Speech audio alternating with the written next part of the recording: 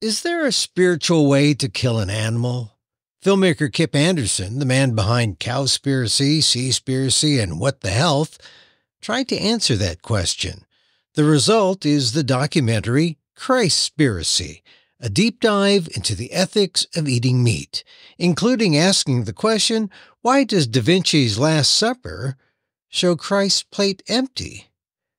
Kip Anderson and the movie Christspiracy will make you look at eating meat in a different way.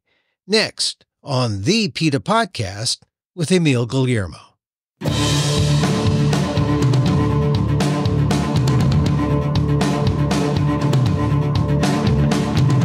Welcome to the PETA Podcast.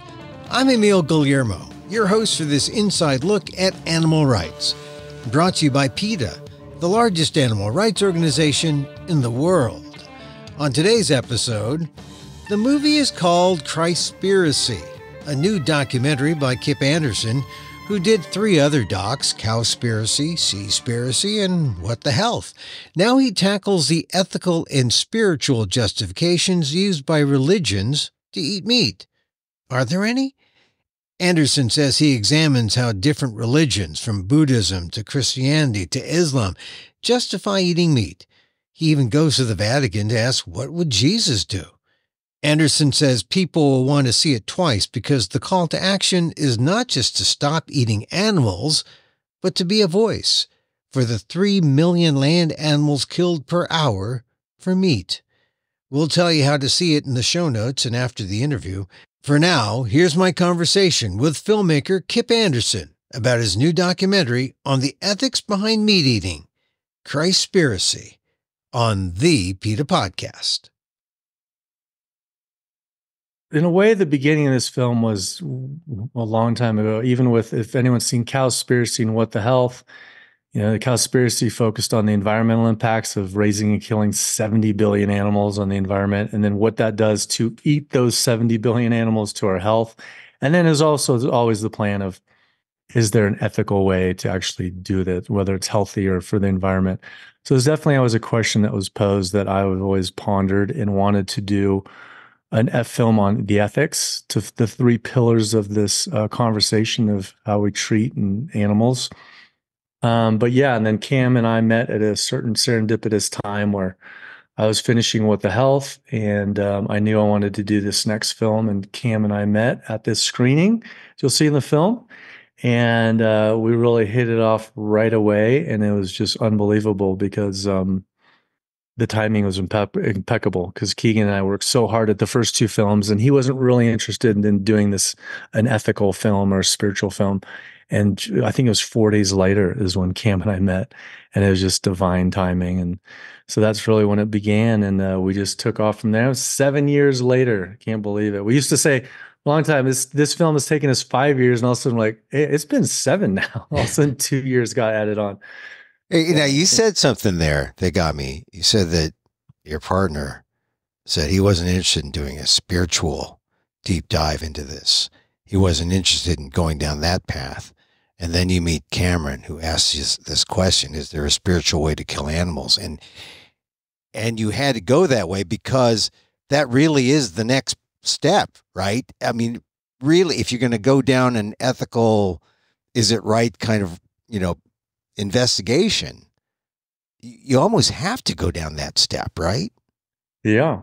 I mean, we ask, is there an environmental way to do it? Is there a healthy way? Is there a spiritual way to kill an animal? It's just something that people just don't ever even really think of, most. And when we say spiritual, we mean like ethical. Is there a moral way, ethical way to kill an animal? And not only kill, but with the film, we explore raising and killing. Obviously factory farms isn't, but we do go to kosher farms, see how they're raised. But definitely more of the focus is on whether they're raised really well. We go to Joel Salatin's, free range happy animals, but we focus on, okay, but how does he kill them? And that's the part where it's like, great, they're happy, but that means they want to live even more than a factory farm animal. The factory farm animals are in misery. They're like, please put me out. But the irony of these, quote unquote, but my meat is grown in a happy farm. Oh, So that animal, when it was killed, is even more tragic because it loved life so much. Someone I remember did an interesting article on that I had never really thought of a few years before we started this film, who addressed that the happier the animal is, the more it wants to live, the more tragic, the more traumatic, the more cortisol, the more energy that goes into the death that you're eating than a factory farm. So anyway, yeah, it's explored of what is the spiritual way, is there a spiritual way, ethical way to kill an animal? There's this reluctance, though, that like your previous collaborator didn't want to go down that path. There's a reluctance among a lot of people not to address it in that way. Why do you think there is that strong reluctance to go, not necessarily religious, but you're in that area, religious, spiritual, ethical? Why are people so reluctant? Well, obviously, like vegans, not necessarily aren't. They want the walls. The slaughterhouses. If slaughterhouses had glass walls, we would want that. But other people don't. They don't want to see what's really happening, because then if they saw what happens, they see their real, true inner emotions. They see what they truly, really believe in. That inner 8-year-old child, who you really stand for in your moral compass. And if it's right in your face and you have to think about these things, you're like, there's no way my 8-year-old, like inner child, my moral, root of who I am as a humane being would ever do this. So it's very confrontive. And so you just don't even want to talk about it. And when it comes to religious circles, you're going to church, whether you're going to yoga class, I've been doing yoga for so long, and it's always like, one love and, love towards all beings. But then you hear them talk more. And a lot of times the all beings in one love, it's humans. And then you start saying, oh, what about animals? Oh, yeah, animals too. And then you start going a little more like, whoa, no, okay, no, okay. Now you're getting you're going a little too far, because then it just really hits something at the core. And it's a sensitive topic, because at the very core of it, we love our fellow animal brothers and sisters, and we do not want to think about them being killed. And it just really holds a mirror up to ourselves. It's uncomfortable, but we do it in this film in I don't want to say fun way, but a really, really interesting way, and from all different angles. Yeah, because I think some of the reluctance is we don't want to face up to the fact that we could be hypocrites. We could be lying to ourselves, that we're not all love for all species. Maybe for some men, maybe for man and woman, and only some of them, not all of them, right? And so we come up to that hypocrisy, and then we want to expand it to all the other species, including the animals that we used to eat or do eat. We don't want to go there. But why were you ready to go there? I've been ready to go down that path for a long time, ever since I've been vegan 18 years. And for me, even though in Cowspiracy, I do play somewhat of a character that I'm really into the environment. When I became vegan, it was really, it affected me at the ethical route. That I was actually a PETA video. It's called Meet Your Meat. It was a 12-minute version of like Earthlings. And at that time I was vegetarian. I knew nothing. It was 18 years ago. Knew nothing about the dairy industry or the egg industry. And I was addicted to cheese. But when I learned about what happens to dairy cows and the chickens, I was eating a cheese pizza, and immediately I just threw it across the room. I'm like, I'm done. I'm done. And then right after that, I got really into it. And then I found out about some of the environmental impacts. Because I went to if any had been to a Loving Hut, many of you are doing a Loving Hut. Oh yeah, they have those books there, and we actually interviewed her for this film, the Supreme Master. And that's where I've discovered a lot of the stuff you see in Cowspiracy. So it all happened all at once, but at the core, it was an ethical, philosophical question that I had. I'm like, how can I do this? And very quickly I didn't. So in a way, I've wanted to do this film in a way more than the other films, because it's at the core of why I am, vegan, is for the animals, whether it's healthy or not, whether it's environmentally or not. It just so happens that it's by far the most healthiest and environmental best way to do it. But so it's something I wanted to go in for a long time and dive really deep into it. And that's just how I like to I like to explore things. Ask one question, and then when people stop at asking that question, ask like 5 deeper ones, And fortunately, I've been able to work with such incredible filmmakers like Keegan, Ali, and now Cam, who feel the same way. So it's been a long time coming. It's been 10 years to finally be able to make this film that I wanted to make more than probably any of them. All right. So beginning with that question, is there a spiritual way to kill an animal? Then it opened up more questions. And so who did you begin talking to? You already mentioned some people, in terms of the kosher thing and the loving hut. And how did you begin to say, okay, we got to talk to that guy, this person? Yeah. And describe the journey. Where was the big aha? Well, I don't want to give too much away, but since Cam's background is a very devout Christian Southern Baptist, he was going through his personal journey of seeing how he could eat animals. And the big question is, how would Jesus do it? What would Jesus do when it came to eating animals? And so when we met, that was really following his story and his journey that launched us on the beginning of the film. And so we headed to the Vatican. Where else do you go? We go to Rome, we go to the Vatican, and we interviewed our very first interview, at least in the film, not chronologically. I can't remember. I think our first interview ever for the film was actually Reverend Michael Beckwith. I don't know if you know who he is, but he's amazing. But so we went to the Vatican and we got to interview the Dean of the Vatican University's Dean of Ethics and Dean of Philosophy. And we asked them very uncomfortably. First, we asked them, did Jesus eat meat? And then they say, I'm giving some of it away, but it's even better when you watch it in person. Sure. Said, oh, yes, I think he ate meat during the Passover. Okay. Well, how would he kill an animal? I mean, there's never remotely, you can see the look on their face. Like no one has asked them that question.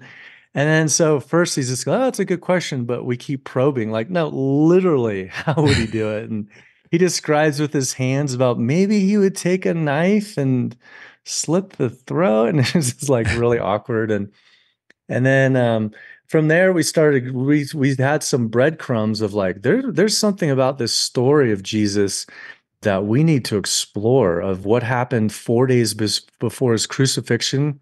That was brand new to me. I did not grow up religious at all. I didn't even know Jesus was a real person. So it was a really transformative journey for me, because I found out like there's this historical figure, these historical events called the cleansing of the temple. His crucifixion is documented. And what happened at this cleansing of the temple? Well, there's mistranslations, it's called the Den of Thieves. Without giving too much away, there's some mistranslations that when you find out who he was, what his real intentions were, the group that he was part of at that time, they weren't called Christians then. We dive deeper and it just got wilder and wilder. Like, oh my gosh, we talked to archaeologists, old early Christian historians. We go to Dead Sea Scroll experts. And it's just this like almost like Raiders of the Lost Ark meets Da Vinci Code. We called the Da Veggie Code, it turned out to be. And it just got more and more deeper and just more wild. And in fact, the film was originally called Cowspiracy, because it was just going to be a film on ethics. But as we went deeper in, we just realized Jesus' story is massive, massive, massive. It's going to transform, really what it means to be a Christian, I feel, when you see the root of the origins of Christianity. And so we ended up leaving Netflix, which is another thing we can maybe talk about. Yeah. And decided doing our own. At that time, we changed the title to Christspiracy, and to just make the film that we really felt it needed to be told. Well, what's funny is the name Christspiracy makes it sound like, oh, is it anti-religious or is it religious? Either way, it doesn't sound like it's a bestseller in terms of the way movie executives think, because they're thinking, well, unless you got Charlton Heston in there and it's the 10 Commandments or something like that, it's going to be polarizing. And so when did you think, no, we're going down the right path? It's not anti-religious. We're just trying to find the answers. And when did you not let religion get in the way? Well, yeah, I think Cam has a good thing on this, but about the origins of the word religion, the root origins of that word. It's about like rediscovering truth and constantly questioning, almost like the Socratic method. And so, the religion of truth, and like what, just really exploring that, and then honoring the religions of, like, again, it was really fun for me because my background, my parents were Mormon, but my dad at 18 years old decided to be a bartender rather than go on a mission. So I never went to church. I went to church 3 times my whole life. So I was like, I had an open, clean slate. And I'm like, I want to know the origins of these different histories of not only Christianity, but Buddhism, Judaism, and we just go a little bit into Muslim. And so what we're really doing is like removing some of the layers that have been covered up and saying, well, how did this really start? Who started this? What are the real origins that they really believed in? And then once you get that far down, you realize, okay, this isn't really about religions at all. They became religions, but it's really about ideologies of a spiritual path. And it's so beautiful. I mean, one of the biggest reveals of the film is how the origins, the roots, they're all the same. Yeah. Well, then where did they come on the same, land in the same space when it comes down to killing animals and eating meat? Because some are more respectful than others when it comes to revering an animal's life and not eating meat. I could think of the Buddhists for one versus, other religions, like you can have halal meat and that's okay. So where did they diverge, or what did you find was the thing that said, okay, this is allowed, we could do this? Or does Christ eat meat and then forgive himself because he's God? How does it work? Well, what's interesting is we go into the history of it, a book called Unnatural World. We go into that and have an interview with Jim, and goes back 10,000s of years when we were when us human beings were part of the animal kingdom. I just had a conversation with someone the other day and I said, yeah, people forget that when you say animal rights, that should include a human because a human is an animal. Like a human's not an animal. Literally did not think a human is. We had to Google it to show that. That's how disconnected we are from our animal world. We are animals. And it is for a long time. And a lot of the indigenous still, see that. At the time, we were part of the kingdom. They were brothers and sisters, and sure, we had our relationship with them. But as we started getting into eating some of them and going on that path, it was always a very challenging thing for us as humans. So we had to do this sacrificial system where we had to pray to the gods. We had to say sorry or to say, honor the animal that was just killed. And so it was a very, very spiritual thing because I think it was through guilt. And then that led to a sacrificial system that became bigger and bigger. I don't want to give too much away, but we go into eventually 2,000 years ago, the time of Jesus. And at that time, there was hundreds of thousands of animals being killed for sacrifice for money. And Jesus and the group that he was belonged in, was he against this? Was he for this? You'll have to watch the movie. But it became this massive industry. It was basically these massive temples were essentially the first slaughterhouses ever. And they were exchanged for money, and it was all through a sacrificial system. You get something in return, give it to the gods, but then all the meat was sold, tons of money was being made. And there was groups that were very against this. And it wasn't just about the money. It was about thou shalt not kill. Is not thou shalt not kill humans. Thou shalt not kill means thou shalt not kill. And so that commandment is spread throughout all the different religions of thou shalt not kill. And then you look at the origins of that, like, oh yeah, they never specified humans. It was thou shalt not kill, period. So I'm kind of bouncing around there, but these are the different paths that we're discovering, and we go down the investigative journey. Yeah, and so there's a lot of loopholes there. Thou shalt not kill, but it doesn't specify, so there's a loophole. We already know that Jesus is into the wine industry because he turns water into wine. And he turns meat into gold, or someone finds a loophole so meat can be turned into gold. What do you ultimately come away with, and what is the message? Because in just your couple answers here, you talk about some really deep things about religion, and you talk, well, you talk about the Muslims, how did they go? And, it's called Christspiracy. So are the Muslims okay? And there's something wrong with Christendom or with Christ? I'm glad you brought that up, because one thing I want to make really clear, the film, even though we have a thread line of this big revelation reveal of Jesus and the historical and the group that he was involved in, we explore all the different religions. What is kosher? What is halal? We go undercover to a kosher farm, and then we see how an animal's not. We do it through an animation, so it's not graphic, but how animals are killed kosher and halal. We talked to someone who went undercover in kosher slaughterhouse. And then we talked to Melanie Joy, the psychology of eating animals, what animals. We talk about sociological impact of what the domino effect of raising and killing animals has.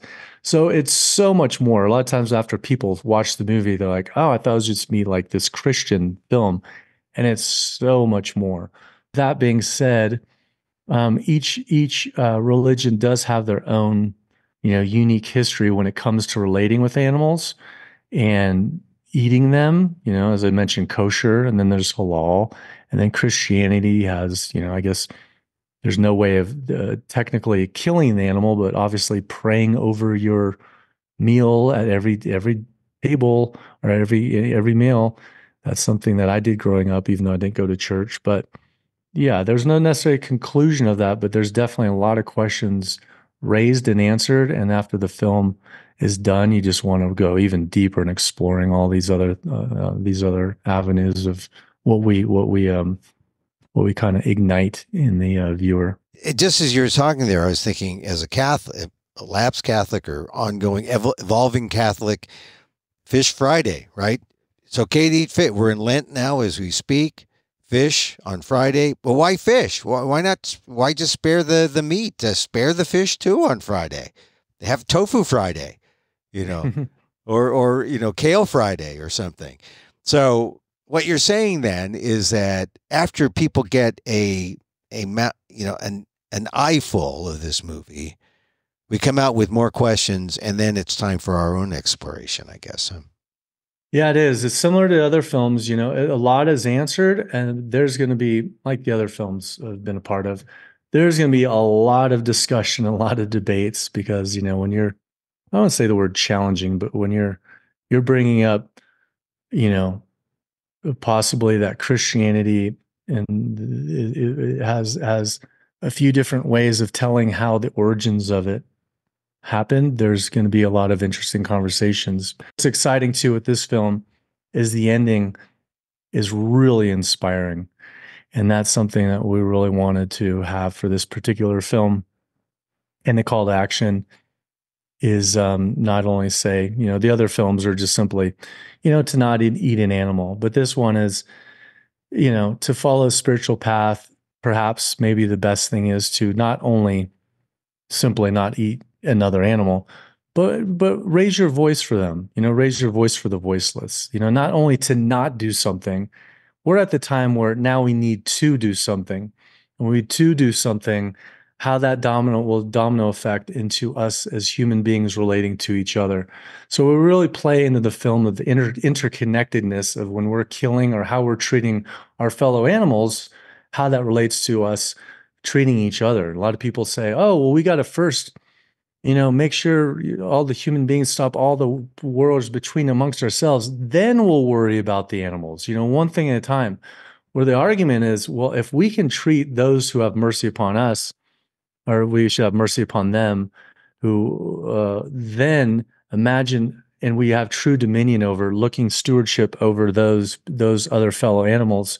Imagine what that will do to us as fellow human beings. I feel it's really the other way around, of what comes first. So the road to redemption goes through your dinner plate, I guess. Yeah. Find your dinner plate. Yeah.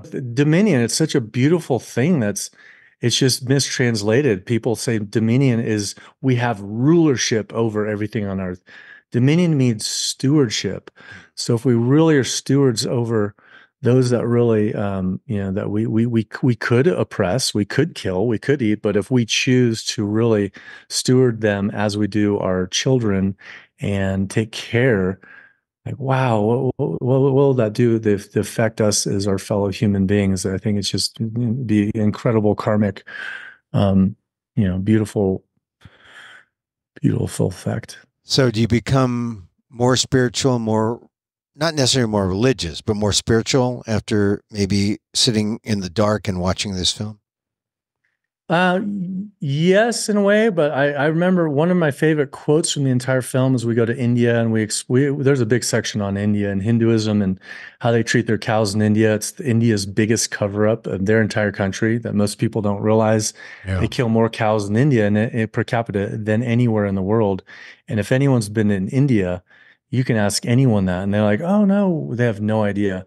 But anyway, when we were in India, we interviewed one of the most amazing humans I've ever talked to, and she runs a cow sanctuary outside of New Delhi, and she works 7 days a week, seemingly 16, 18 hours a day, and she's like the Mother Teresa of cows and animals.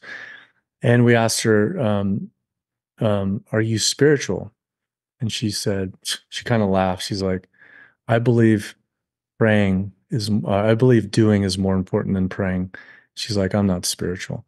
And something about that, I always considered myself spiritual and I'm on a spiritual path, but that really hit me where I'm like, if this lady who's for me the most spiritual person maybe I've ever met in my life, and she doesn't even consider herself spiritual, and her work is about doing and not necessarily praying, there's just something about that really, that made me think about, am I spiritual? Am I doing what I can? And so it made me think. So the word, am I spiritual, is still a interesting thing to me.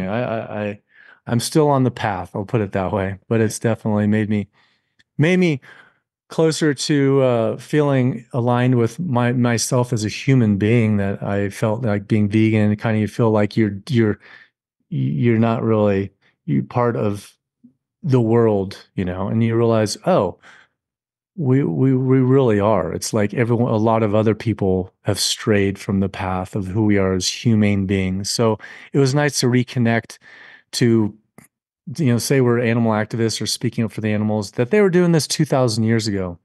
A lot of people like, oh, this just started, 10, 20, 30 years ago, 40 years ago. It's like, oh, wow, this movement of compassion has been going for a long time. So that makes me feel really nice to be a part of something that's been a continual process. And we're at the time finally now I feel it's exponentially growing. Yeah. So I feel really good about that, where we're at. It's the first time you mentioned the term compassion, but that really is it too, compassion. Let me ask you this question. The film is called Christspiracy. It's not called Buddhaspiracy or Allahspiracy or, who's the guy with the Scientologist? L. Ron Hubbard spiracy. It's called Christspiracy. So any reason why he gets the top billing? There is. That's what I said. It's called Cowspiracy. But when we went down this path of Jesus, it was just so fascinating. And I feel the impact that, again, I don't want to give it away, but we go deep into not only Jesus, but the disciples and the entire movement that they're a part of, and go to historical documents and talk to all sorts of different people. And again, there's a big reveal of what happens only 4 days before he's crucified, the event that led to his crucifixion and what they were about and what happened at this moment. It's so massive that there's, I think, 3.3 billion Christians in the world.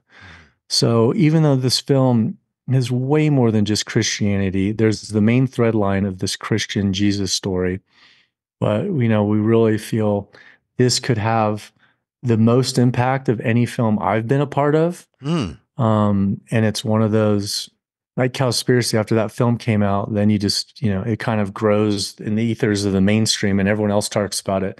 Right. This is going to ignite a seed and to launch a seed of discussion, of theologians, professors, historians, that's going to all of a sudden not necessarily creep, but go viral in the churches around the US and around the world. And as this conversation goes, and you're really starting to ask these questions and learn about the foundation of Christianity, just we'll focus on that. This is going to have a massive impact. If we have the massive infusion of compassion for all beings directly infused into Christianity, wow, what a massive impact. Wow. So we chose Christspiracy because it does have that strong thread line, and we feel we just really want to make a massive impact in that. With that being said, there's a whole yoga section, Buddhist section in that.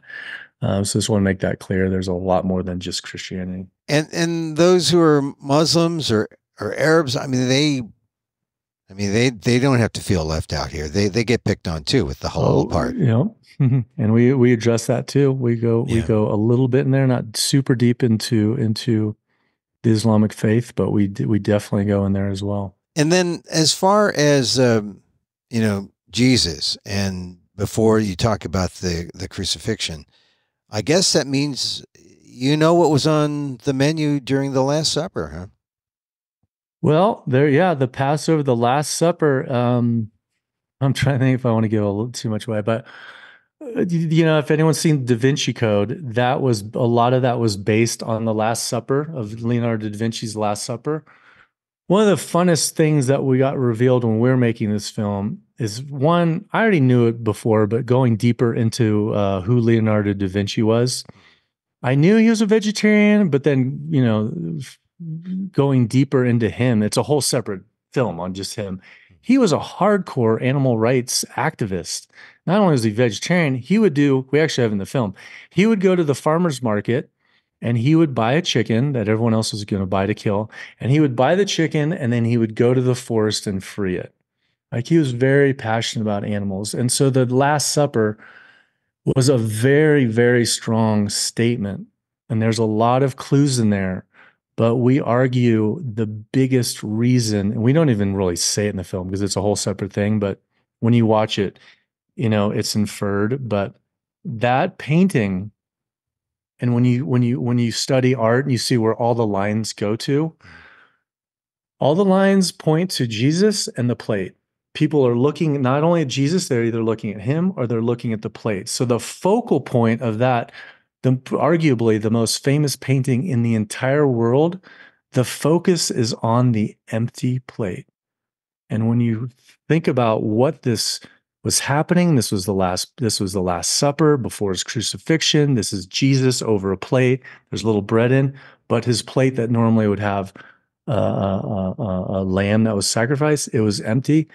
So I'm definitely giving some of it away, but it's going to transform even the history of that painting. That we looked into it, we couldn't believe we hadn't seen anyone, no art historian ever really talk about that angle of that painting, and especially when Leonardo da Vinci, there's a reason for everything. So that's a really another fun part about the film too that we could have gone another 10 minutes on, but we're going to have so much extra content when we release this online.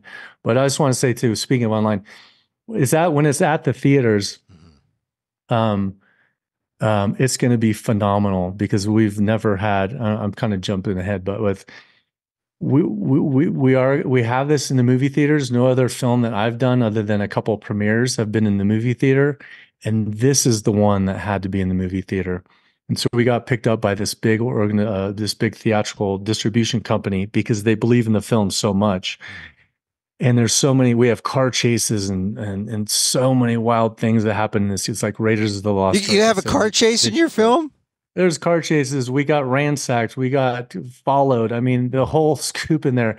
And so when you watch this in the movie theater, you're going to be blown away. And we have surround sound. We have an incredible score.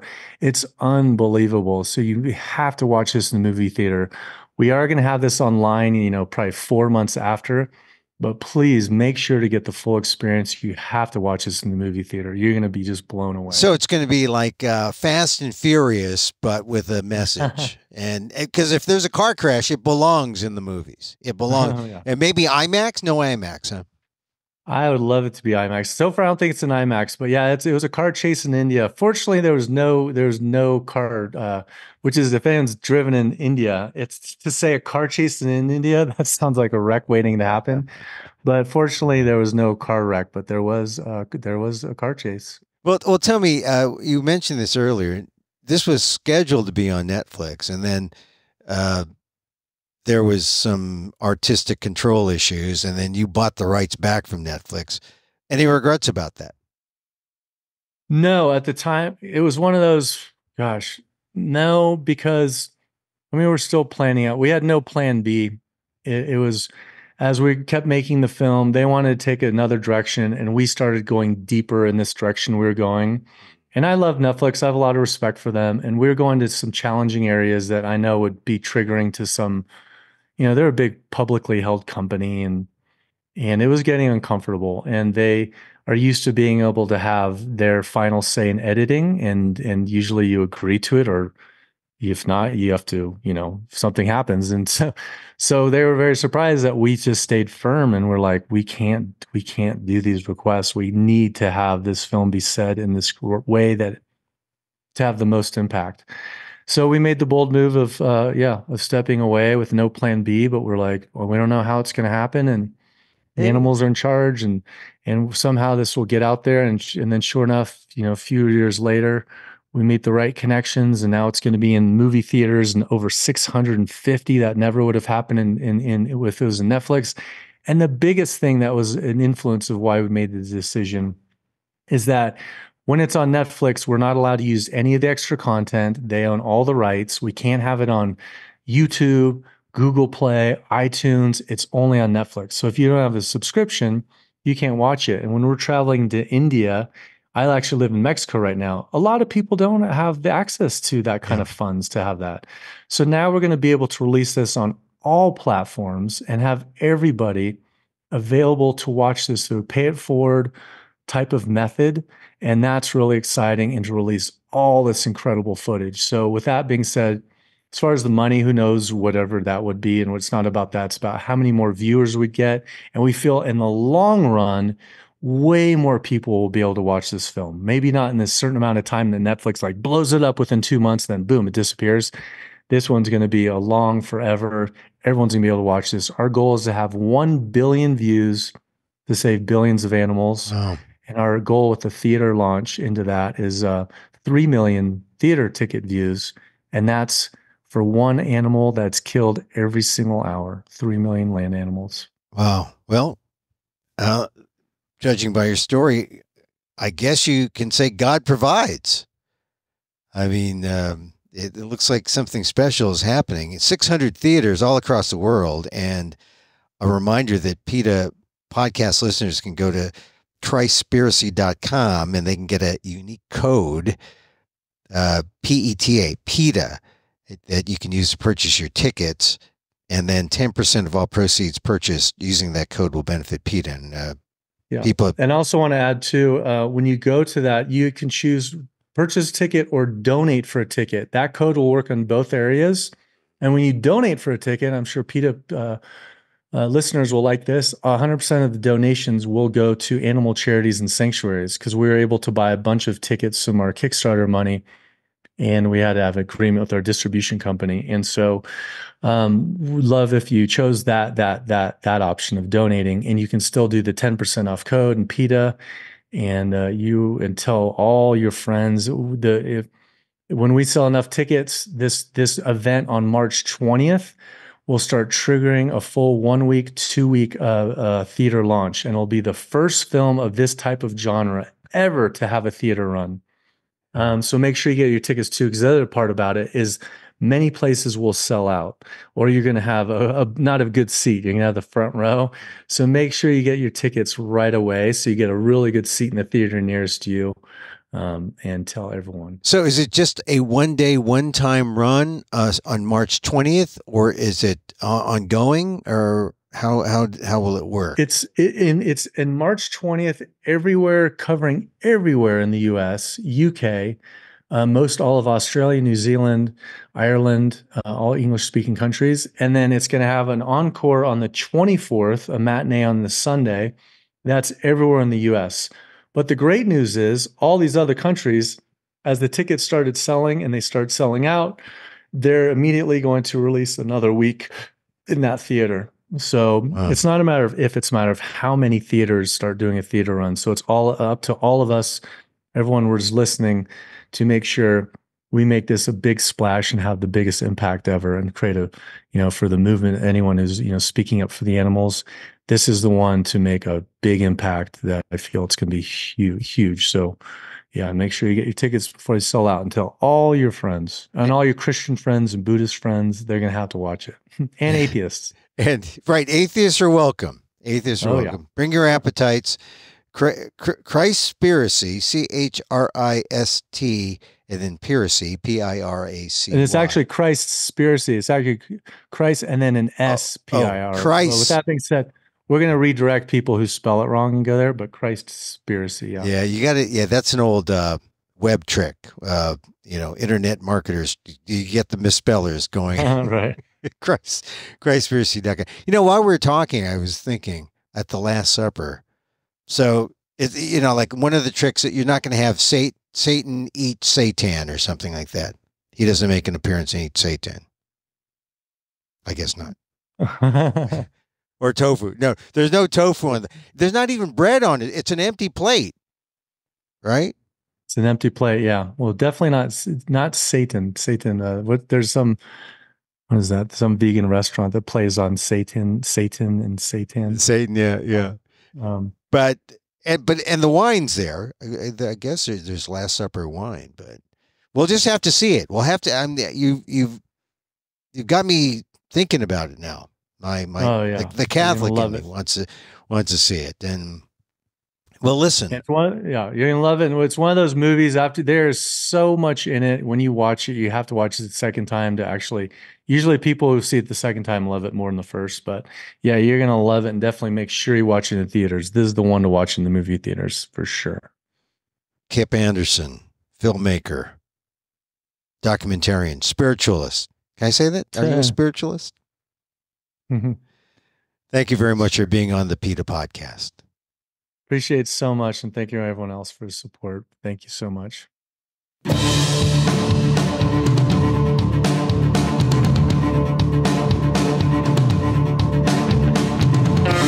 Kip Anderson's new documentary, Christspiracy, is coming to a theater near you on March 20th, 2024.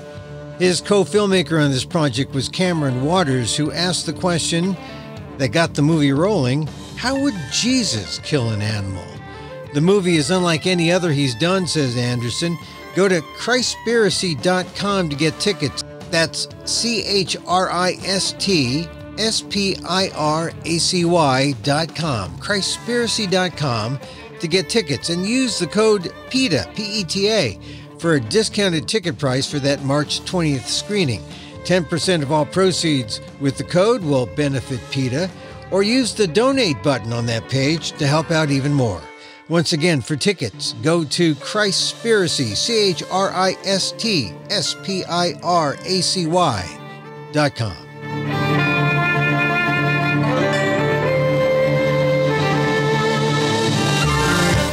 And that's our show for today. Thank you for listening. Don't forget to send a link of this show to your friends. Tell them you like the PETA Podcast.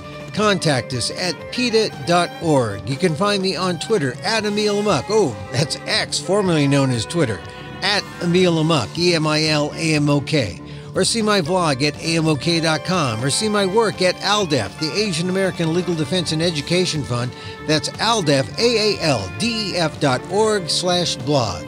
Or get this podcast on YouTube at Emil Amok 1. Once again, thank you for listening.